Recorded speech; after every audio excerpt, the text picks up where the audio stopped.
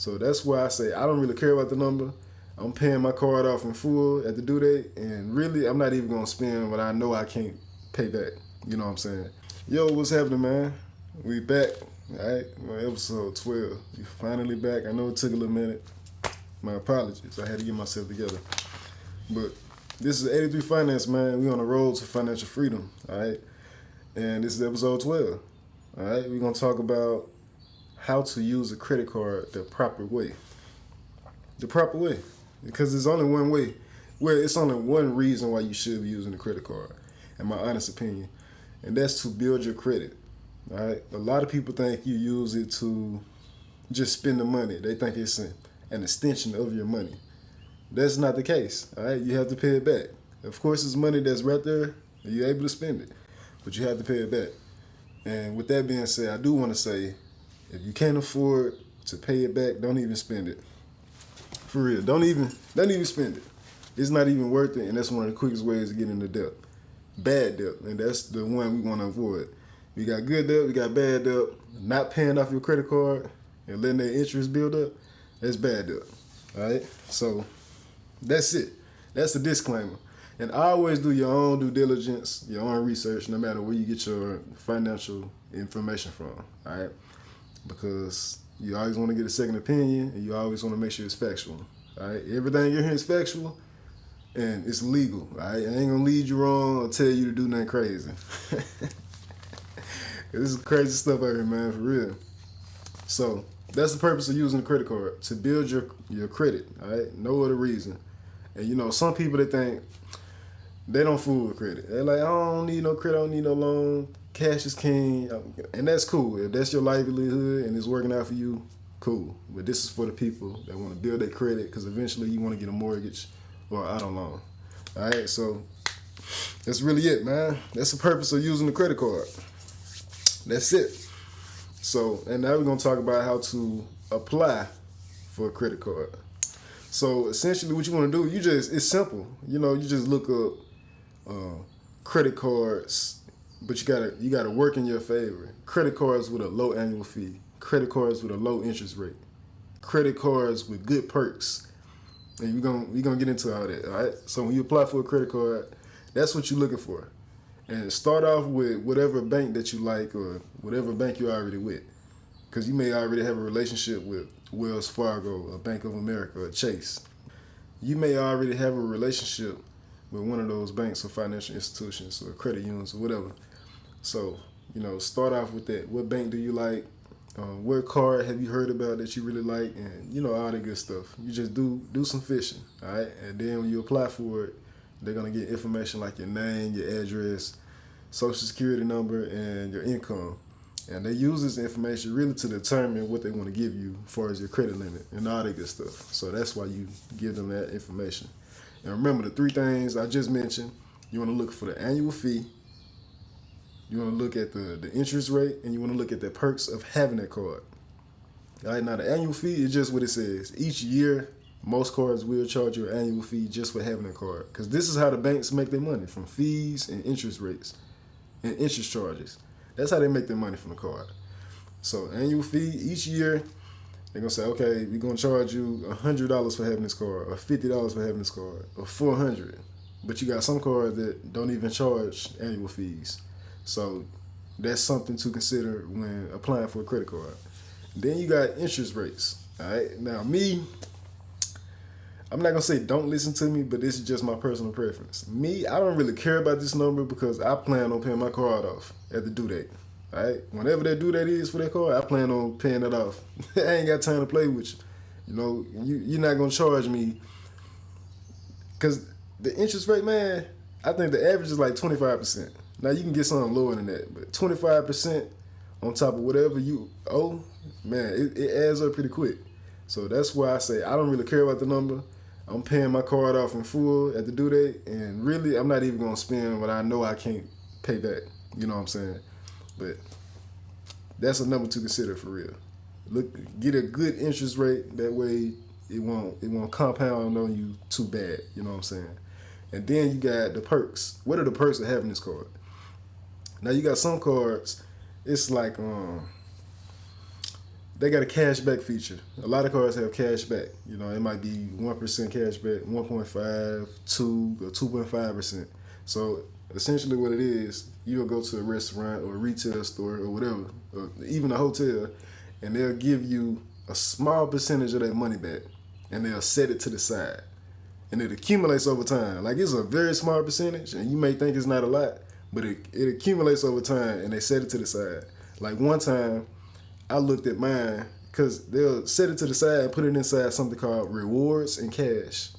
And this is just the money that accumulated from all your purchases. They'll set it to the side for you. One time I was able to get a hotel for the weekend. I wasn't looking at it, and it just built up over time from me using my credit card, and they giving me money back. It might take a while, but it's worth it. You want to look at stuff like that. And you got some fancy cards, they'll even give you like flight benefits and stuff like that. Like, if you fly so many miles, they'll give you money back and stuff like that. You know what I'm saying? So, Sky Rewards, that's what they call them. So you want to look at all this stuff. Look at the perks of having a card, look at the annual fee, look at the interest rate. You know what I'm saying? That's how you apply for a credit card. You want to know what you're getting. You want to know what you're getting into. That's it, man.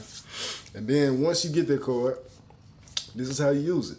All right, let's use a hypothetical credit card. All right, we're going to say, I ain't going to name the bank or financial institution, but let's just say we got a credit card, and it has a credit limit of $1,000. Now, your number can very well be different, all right? It can be way lower than that. It can be way higher than that. We're just going to say $1,000. We got a credit limit of $1,000. And let's say the due date is on the 10th of every month. So every month on the 10th, we got to pay the card off on the 10th. All right? That's the due date.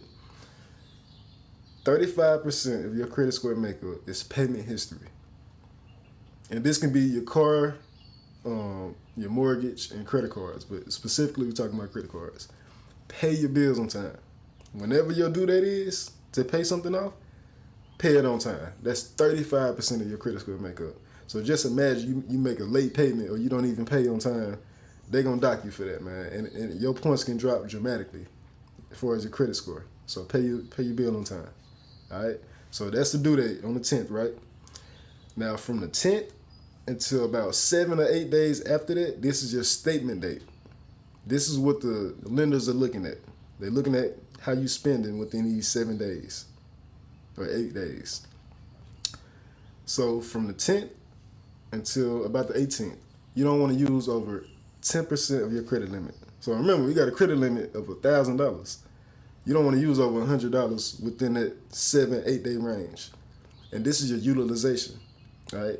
They grade you by this because essentially what it is, man, okay, he's using the card because they want to see you use the card. If they're giving you money, they want to see you use it. But they see that you're not too dependent on it, all right? He doesn't need this money. He's using it, but he doesn't need it. We can see he's not too dependent on it. He's financially healthy, financially literate. You know what I'm saying? That's really what it is. So from the 10th until about 8 days after that, don't use over 10%. Now that's 30% of your credit score makeup. Utilization / amounts owed, which is the same thing. That's 30%. And then you got 15%, which is credit age. I cheated a little bit, so I'm looking at my paper. So 15% is your credit age. Now, essentially what this is, I keep saying essentially. But now, what this is, man, is just what it says. How long is your credit history? That's what your credit age is. How old is your credit history? And really, anything below like 4 or 3 years is not really attractive to them, to the lenders, all right? So really the only thing you can do with a credit card is you can add someone as an authorized user on your credit card. Like my mom did it for me when I was 17.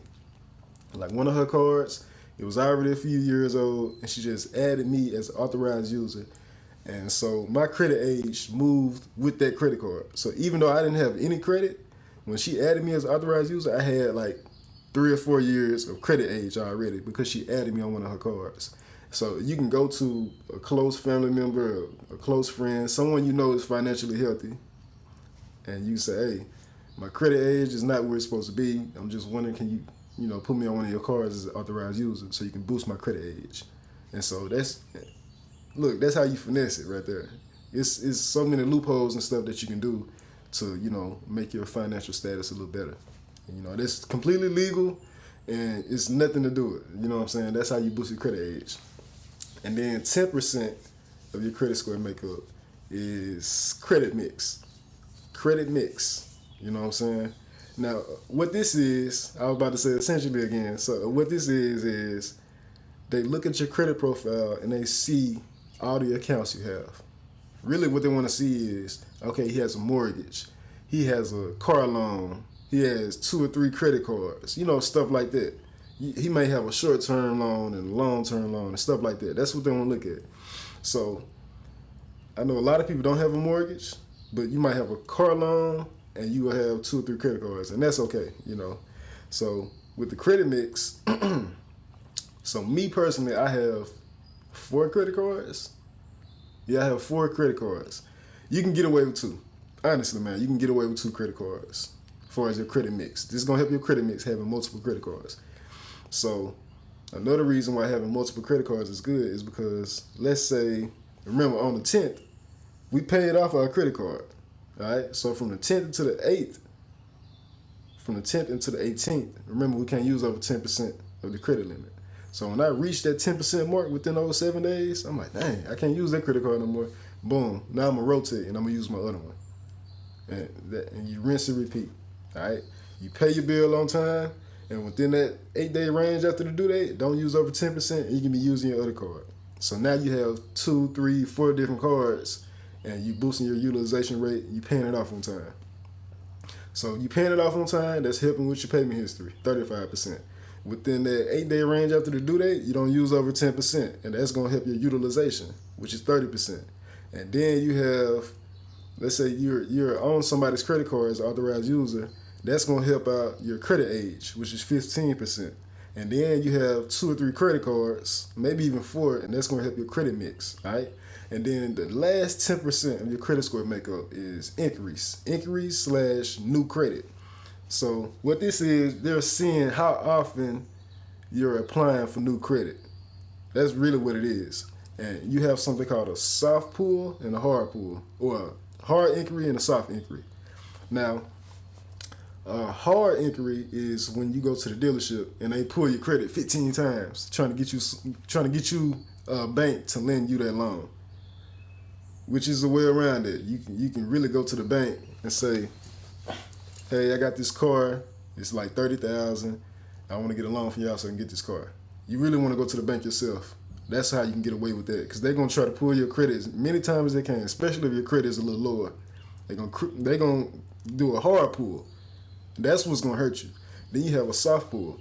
So let's say you go to TJ Maxx or Walmart or something, or you apply for a credit card yourself. That's a soft pull, because you're just getting a credit card. It doesn't require a full breakdown of your credit score, so they just do a soft pull. Those don't hurt you, and I'm glad I said that. So I'm not biased. This is just facts. When you're choosing a credit card, man, you have retail credit cards, and then you have credit cards that come from banks and credit unions and stuff. The retail credit cards, like TJ Maxx, Walmart, Walgreens, we don't want those.